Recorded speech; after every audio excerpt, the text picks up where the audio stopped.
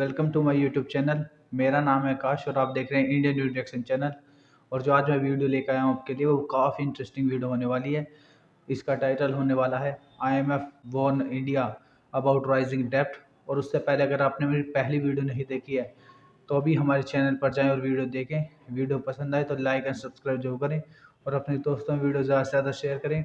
और इसी के साथ वीडियो शुरू करते हैं। दोस्तों रिसेंटली इंटरनेशनल मॉनेटरी फंड ने इंडिया को एक वार्निंग इशू की है कि आगे आने वाले 2 से 3 सालों में मोस्ट प्रॉब्ली फिस्कल ईयर 2027-28 तक आपका जो डेब्ट टू जीडीपी रेशियो है वो 100% को क्रॉस कर जाएगा। अच्छा। आपको फाइनेंशियल प्रॉब्लम्स हो सकती है, इसलिए थोड़ा संभाल के खर्चा करिए। इंडियन गवर्नमेंट ने पलट के जवाब दिया आईएमएफ को कि भाई हम संभाल के ही खर्चा कर रहे हैं, अभी भी इंडिया के इकोनॉमिक फिगर्स बाकी बहुत सी कंट्रीज से अच्छे हैं और आगे आने वाले कुछ सालों में हम बिल्कुल। अपने डेब्ट टू जीडीपी रेशियो को और कम करेंगे। इंडिया की लेकिन debt to GDP GDP stable है ratio काफ़ी होता अभी। क्या है? न्यूमरेटर में आप लिखिए टोटल डेब्ट एक कंट्री का पूरा उधार और डिनोमिनेटर में लिखिए total GDP of that country. ये इंडिया के लिए फिगर फिस्कल ईयर 2023 में लगभग 81% निकल के आ रहा है। इसमें इंडिया का एक्सटर्नल डेट लगभग 18.5% है, $629 बिलियन। अच्छा। उस हिसाब से इंडिया की जो नॉमिनल जीडीपी निकल के आती है वो है लगभग $3.5 ट्रिलियन। तो ये जो 81% इंडिया का डेब्ट है ना, इसमें केंद्र की सरकार ने जो पैसा उठा रखा है और राज्य की सरकार ने जो पैसा उठा रखा है, दोनों मिला के। अब इंडिया का बोलना अच्छी। है कि हमने ज्यादातर पैसा अपने डोमेस्टिक मार्केट से उठाया, हमने बाहर से नहीं उठाया।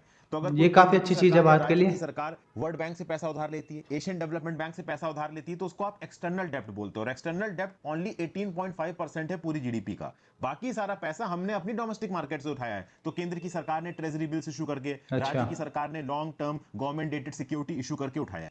तो चूंकि ज्यादातर डेब्ट हमारा डोमेस्टिक डेब्ट है, वो रूपी में मार्क्ड है, तो इसलिए इंडिया की इकोनॉमी स्टेबलाइज्ड है। आईएमएफ का ये जो इंटरप्रिटेशन है कि इंडिया की इकोनॉमी इनस्टेबिलिटी की तरफ जा रही है, हमारा उधार ज्यादा बढ़ रहा है, ये इन्फरेंस गलत है। अब इसको मैं बिल्कुल, दो ये कंट्रीज सबसे के बड़ा साथ रीज़न कंपेयर है। करूंगा, एक पाकिस्तान के साथ कंपेयर करूंगा, एक चाइना के साथ कंपेयर करूंगा। पाकिस्तान का टोटल एक्सटर्नल डेब्ट है लगभग $130 बिलियन और पाकिस्तान की टोटल जीडीपी है लगभग $376 बिलियन।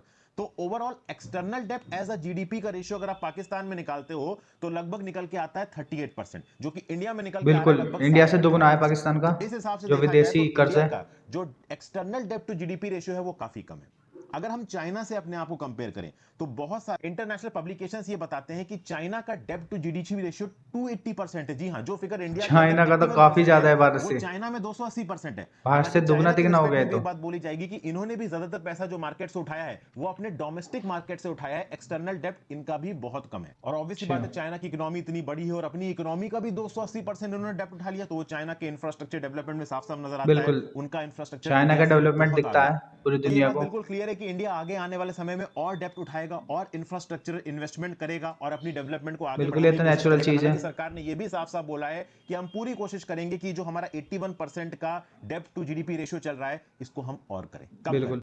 तो दोस्तों ये बात तो सच है, जो कर्ज है वो किसी भी देश की जीडीपी के लिए अच्छा नहीं होता। लेकिन ये बात भी है कि बिना कर्ज के किसी भी देश की डेवलपमेंट भी नहीं हो सकती। कर्ज तो उसे लेना ही पड़ता है, चाहे वो डोमेस्टिकली लो या फॉरेन से लो। ये चाहे आप अमेरिका को देख लो, ब्रिटेन को देख लो, फ्रांस को या इवन चाइना को देख लो, हर किसी ने कर्ज लिया हुआ है। तो दोस्तों ये बात तो सच है, जो किसी भी देश की गवर्नमेंट है कर्ज लेना ख़त्म नहीं कर सकती है। लेकिन भारत के लिए सबसे अच्छी बात यह है कि भारत का जो जीडीपी है वो काफ़ी ग्रो कर रही है। और भारत को भी ये उम्मीद करनी चाहिए कि जो अपना कर्ज है आने वाले टाइम में और कम हो जाए, या डेब्ट टू जीडीपी रेशो वो 77 या उससे कम हो जाए। कि आईएमएफ का डाटा यही कहता है कि अगर किसी भी देश की जीडीपी का 77% या उससे कम उसका डेब्ट है तो वो देश काफ़ी स्टेबल रहता है। तो भारत को भी अपना ये टारगेट अचीव करने में कोशिश करनी चाहिए। आई होप कि हमारी जीडीपी ऐसे ही बढ़ती रहे। अगर आपको हमारी ये वीडियो पसंद आई हो तो वीडियो को लाइक एंड सब्सक्राइब जरूर करें और वीडियो अपने दोस्तों में ज़्यादा से ज़्यादा शेयर करें। तब तक के लिए जय हिंद।